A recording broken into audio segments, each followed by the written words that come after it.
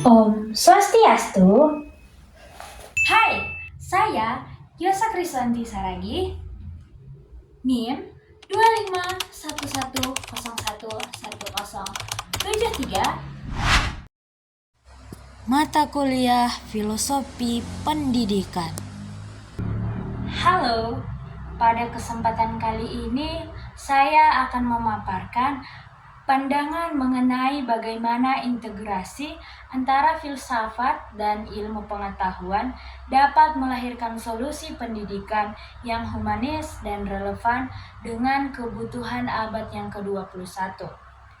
Pendidikan Indonesia saat ini menghadapi dua tantangan besar, yaitu disrupsi teknologi dan degradasi moral. Perkembangan teknologi digital seperti kecerdasan buatan dan media sosial memang membuka akses informasi tanpa batas, tetapi juga memunculkan krisis nilai, menurunnya empati sosial, dan melemahnya karakter generasi muda.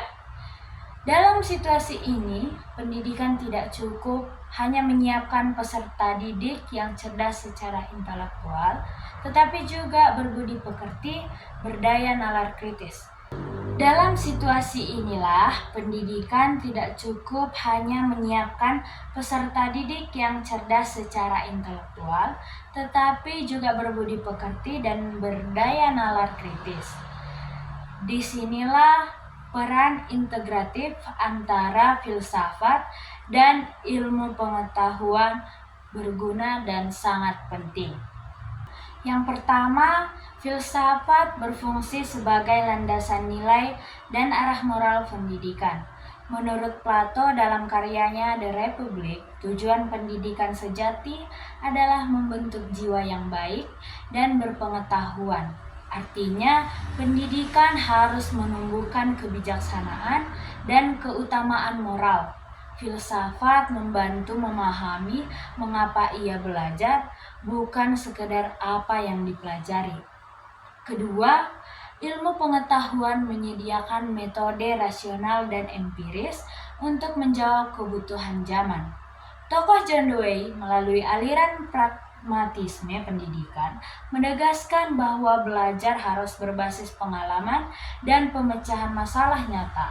Pendidikan harus menyiapkan peserta didik untuk beradaptasi terhadap perubahan sosial dan teknologi, bukan hanya menghafal pengetahuan. Jika dikombinasikan, filsafat memberikan orientasi nilai, sementara ilmu pengetahuan menyediakan metode ilmiah dan inovasi praktis.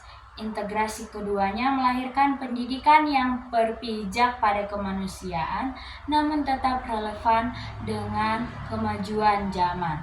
Sebagai contoh, dalam pembelajaran berbasis teknologi, guru hanya mengajarkan menggunakan alat digital, tetapi tidak mengajak merefleksikan etika penggunaan teknologi, seperti privasi data, tanggung jawab sosial, dan dampak terhadap lingkungan.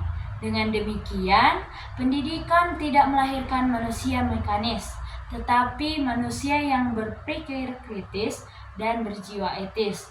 Dengan mengintegrasikan filsafat dan ilmu pengetahuan, pendidikan Indonesia yang dapat menjawab tantangan abad ke-21 secara utuh, bukan mencetak bangga kerja terampil, tetapi manusia yang berakal budi, berkarakter, dan berempati. Sebagaimana seperti yang kita tahu, yang dikatakan oleh Paulo Freire, pendidikan sejati adalah proses pembebasan manusia, menumbuhkan kesadaran kritis agar ia mampu mengubah dunia secara bertanggung jawab.